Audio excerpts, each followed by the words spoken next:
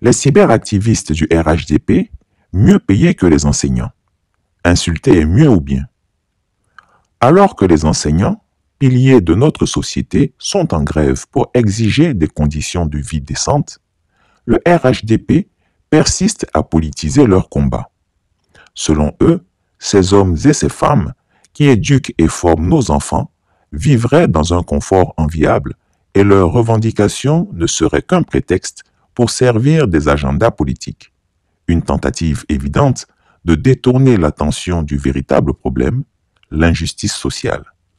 Et si ce comité consultatif ne trouve pas de réponse, le Premier ministre est alors saisi. Aucune de ces étapes n'a été respectée.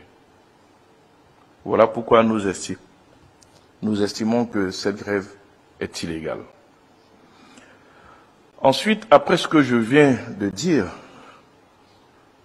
c'est une grève qui est injustifiée, puisque le dialogue se poursuit. Et que les signataires de la trêve sociale continuent les discussions. Donc il faut bien se poser des questions sur la décision d'aller en grève. Mais comme nous le faisait remarquer Madame le ministre d'État et ministre de la Fonction publique, lors de la rencontre que nous avons eue, il n'y a aucun fond de document dans la requête de ceux qui décident d'aller en grève. Ou décider d'aller en grève pour réclamer ce que vous appelez une prime trimestrielle d'incitation. À quoi correspond cette prime?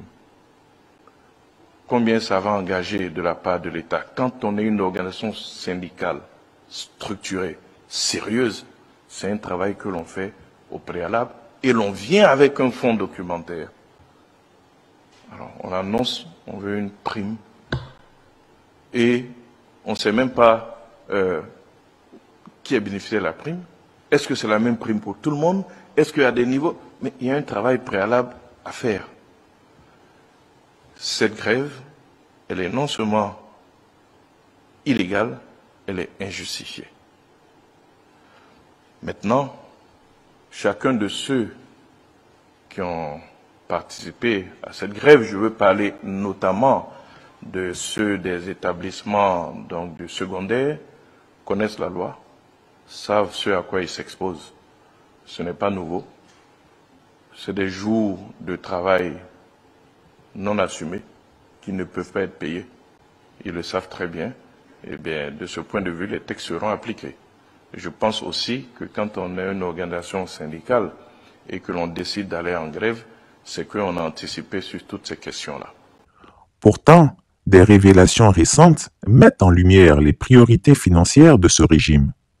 Il a été établi que les cyberactivistes du RHDP, souvent qualifiés d'insulteurs publics, perçoivent un salaire mensuel d'1 million de francs CFA. Oui, 1 million de francs pour diffuser des invectives et alimenter des campagnes de propagande politique sur les réseaux sociaux. Même si Guillaume sera la CPI, je vais dire non, je ne suis pas d'accord. Payez un Ivoirien. Donc nous, on a fait le cœur. Mais vous là, vous nous payez chaque fin du mois. Vous nous payez chaque fin du mois. Aujourd'hui, c'est le combien? Aujourd'hui, c'est le 2. Hier était le 1er. Et c'était dimanche. Donc, le dimanche là, personne ne travaillait. Aujourd'hui, là, vous avez appelé Rachel Grasso. Vous avez appelé Zasso pour leur donner 1 million. Payez 1 million, vous donnez chaque fin du mois. Pourquoi on vient insulter Gbagbo Laurent? Pourquoi on vient insulter Tigantia? Et vos messages sont là. Vous nous donnez des feuilles de route, comment on appelle ça, des directives à suivre. Les postes à publier. Voilà la réalité. Donc voilà pourquoi il dit que vous là, vous n'êtes pas des modèles. Moi, Johnny, je vois, allez dire à vos militants parce qu'ils sont là. Non, ils ont coupé le salaire de Johnny. Ceux-là, ils peuvent couper le salaire de Johnny. Au contraire, Johnny m'a pas dit augmenter, ils vont courir pour augmenter. C'est moi, il dit, il ne veut pas.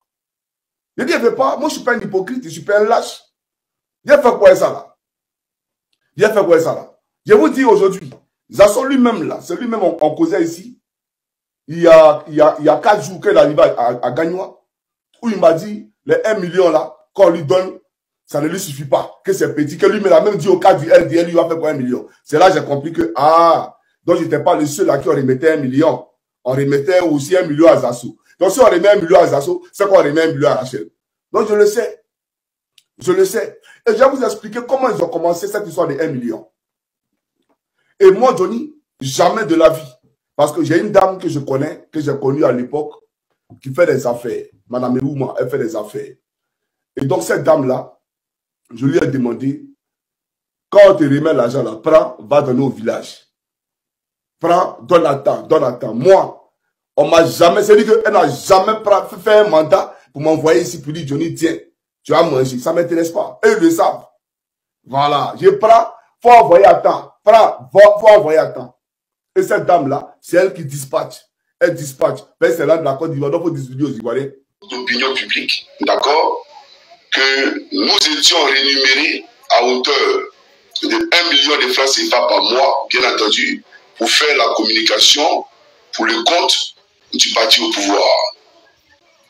Alors, après cette déclaration, hier, la dame qui fait ses activités, voilà, qui souvent, bien entendu, en fonction de son temps, me rend service pour aller prendre ces commissions-là, vous l'avez appelé hier pour lui dire de venir prendre les 1 million de Johnny Pacheco.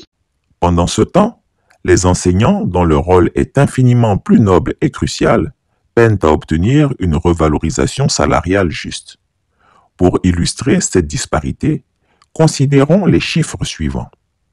Un professeur de l'enseignement secondaire, classé en grade A3, débute avec un indice de 1225, ce qui correspond à un salaire net de 317 861 francs CFA. En fin de carrière, avec un indice de 2500, ce salaire peut atteindre 534 727 francs. Comparons cela aux millions de francs CFA mensuels versés aux cyberactivistes du RHDP pour leurs activités en ligne. À tous les enseignants de Côte d'Ivoire, militants, sympathisants, non syndiqués, les Judas et consorts, je salue tout le monde. Pour la deuxième fois consécutive, je reviens de la banque ce soir et je me rends compte qu'il y a encore une ponction sur mon salaire. Et cette fois-ci, cette ponction-là est démesurée, est disproportionnée carrément. Je veux bien comprendre le motif pour lequel cette ponction a eu lieu.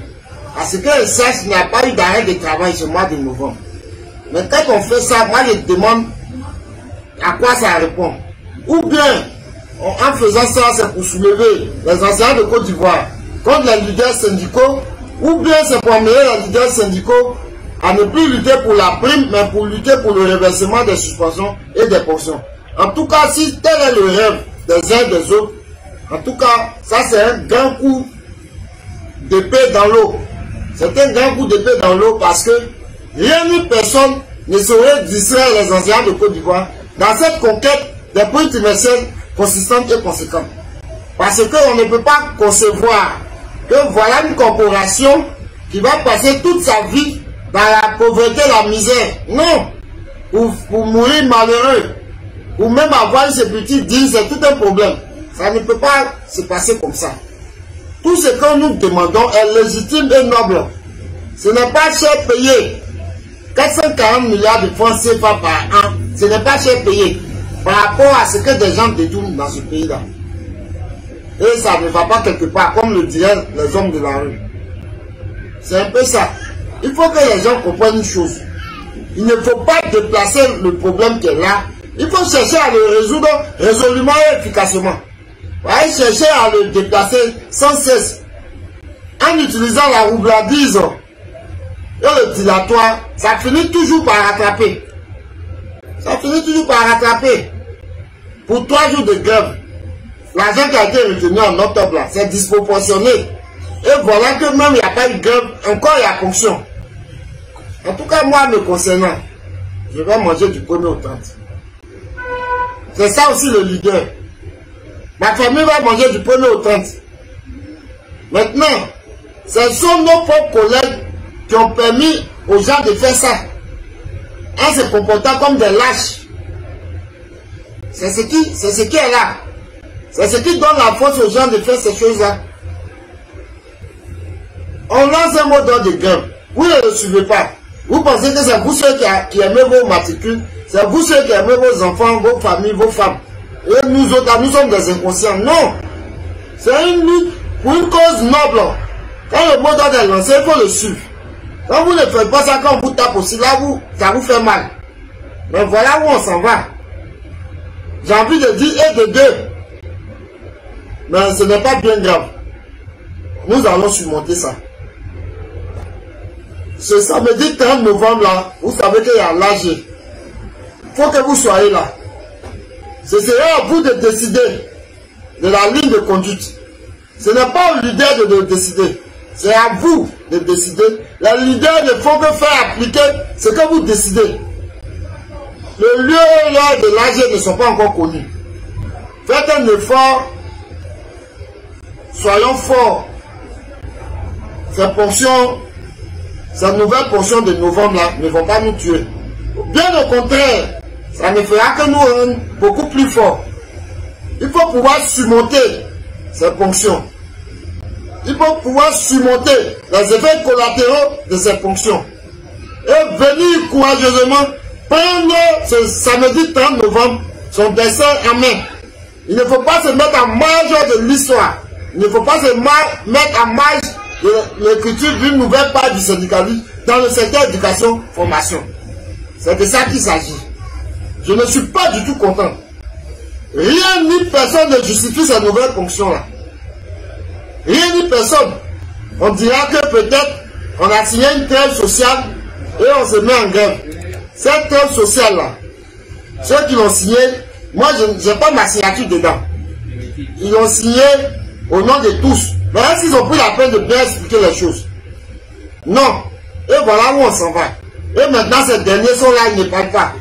Où ils font semblant de parler, sans convaincre. Ils sont en train de prêcher dans le désert. Pendant qu'eux se la coulent douce là-bas, et font bonbons, nous autres sommes en train de souffler. Pour pouvoir jouer les deux bouts. Avec ça, en 2027, on viendra encore nous parler de trêve. J'attends le premier qui va me parler de trêve. En tout cas, il l'aura pour son compte. Vous pouvez me faire confiance. Parce que, où on est arrivé là, si on n'a pas gagné cette lutte-là, je ne sais pas en quelle année on va la gagner. C'est de ça qu'il s'agit. Donc, demeurons dignes dans la douleur. Ça va passer. Demeurons dignes dans la douleur, ça va passer. Moi, pour moi, il est déjà passé. Voilà, pour moi, il est déjà passé. Je reviens d'une tournée. Voilà ce que je suis venu trouver. Ce n'est pas bien grave. Je vais m'en remettre. Et ça va aller. Quand je vois mes enfants, mon épouse, autour de moi, ça me suffit largement. Ça me permet de me battre.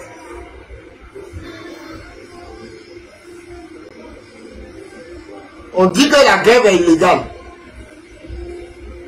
Donc peut-être que ce sont ces ponctions-là qui sont légales.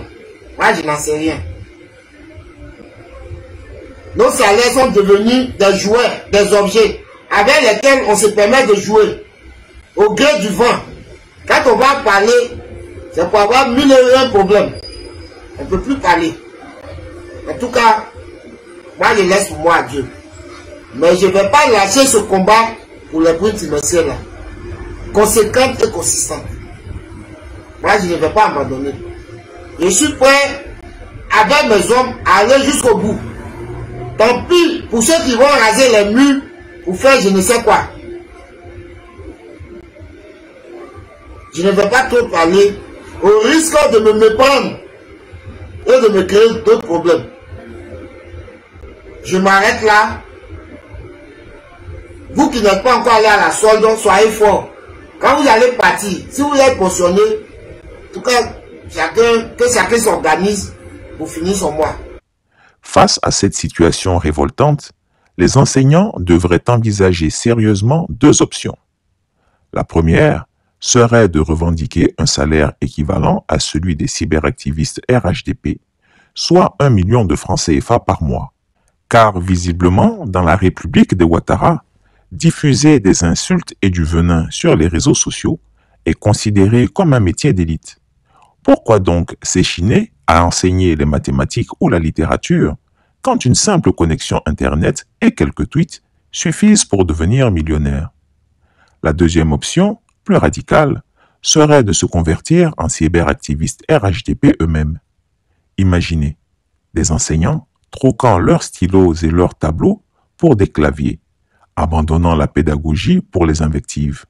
Après tout, pourquoi continuer à former les leaders de demain si insulter sur commande garantit un salaire confortable et des primes généreuses? Ce serait la reconversion professionnelle la plus rentable dans cette république où le talent est moins important que la docilité et le bruit numérique. Cet état de fait illustre la dérive d'un régime qui piétine les valeurs fondamentales de justice et de mérite. Une république saine valorise l'éducation et soutient ceux qui en sont les gardiens. Mais sous ce gouvernement, ce sont les porteurs d'injures qui reçoivent des millions du contribuable ivoirien, tandis que les porteurs de savoir sont abandonnés. La vérité, comme le dit souvent Christiapi, est implacable. Un régime qui préfère investir dans la division et la propagande au détriment de l'éducation ne peut espérer construire un avenir digne pour son peuple.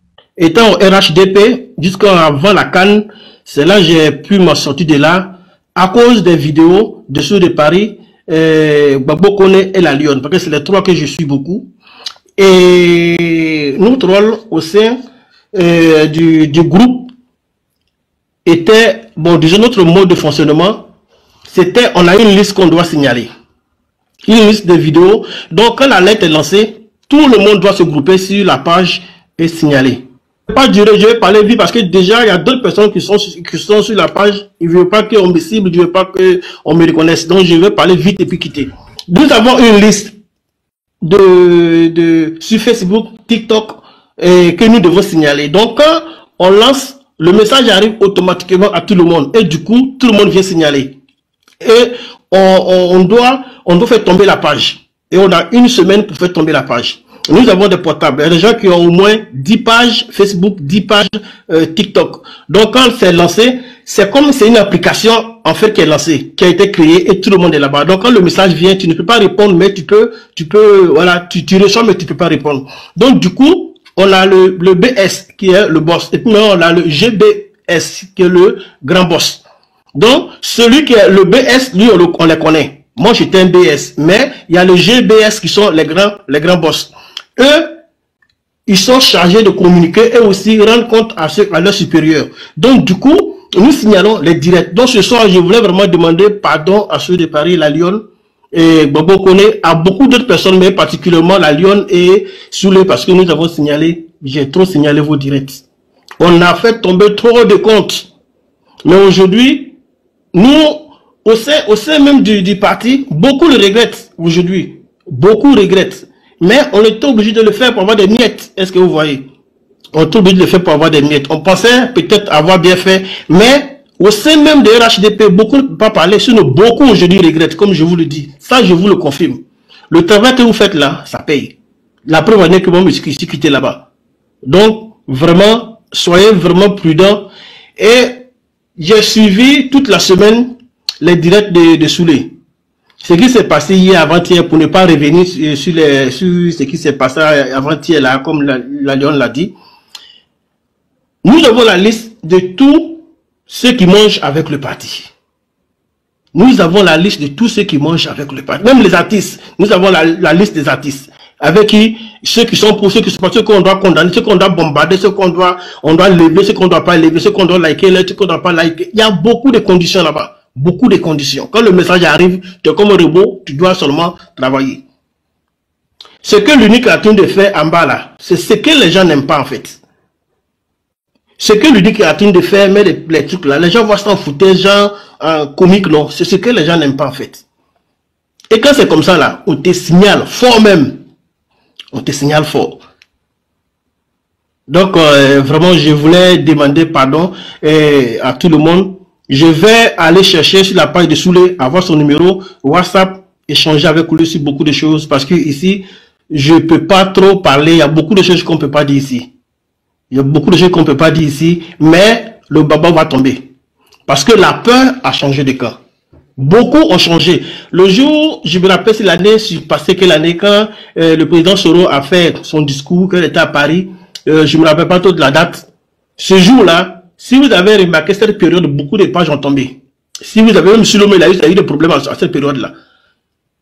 On a signalé, on commence le matin, on bombarde jusqu'au soir.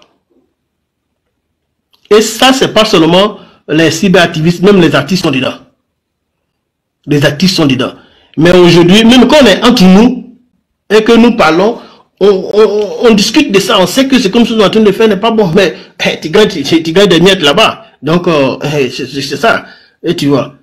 Donc aujourd'hui, beaucoup aussi ont décidé de ne plus faire partie de ça. Donc on fait semblant de trucs pour pouvoir gagner le mougou, mais vous voyez que maintenant vos pages ne sont plus signalées comme avant. Parce que beaucoup ne le font pas. Beaucoup ne le font pas. Sur le moment où Soro était à Paris, on était plus de 400 personnes. On était sur vos pages, on était 400 personnes. Et même les artistes, je peux vous faire la liste des artistes qui mangent avec eux et ceux qui ne mangent pas avec eux. Vous pensez que si Alpha, il critiquait le parti pendant la Cana, on allait l'inviter pour chanter? Vous savez combien de millions il a pris là-bas? Alpha sont cachés seulement pour venir faire un petit concert minimum, c'est 60 millions. Alpha. Mais vous pensez que ce déplacé qui va venir là-bas, là, c'est pas plus de 100 millions leur donner. Le moment où on donne les 120 millions aux Nigériens, là, vous pensez qu'il n'a pas eu plus de 100 millions? Qui va réussir de voir 100 millions? C'est ça le bas blesse. Ceux même que les gens pensent qu'ils sont bien, ils sont contre le... Et tous mangent là-bas. Les gens mangent, ils mangent là-bas. Et puis c'est pas petit jeton. Nous, c'est les mettre au gain, sinon les gens mangent là-bas. Les gens mangent. La liste, tout est là. Mais la peur a changé de camp.